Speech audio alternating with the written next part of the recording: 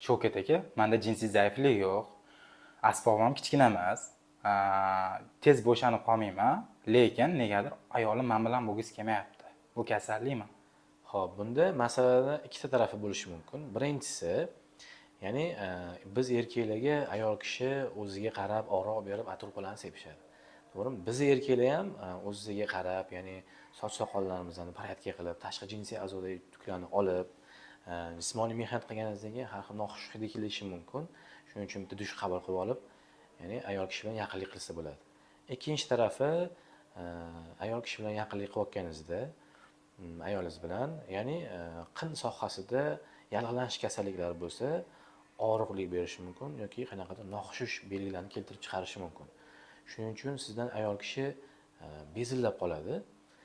Ya'ni jinsiy yaqinlik qilish uchun siz uni masalaga oydinlik kiritish uchun vrach nazoratiga uchrashishingiz kerak bo'ladi.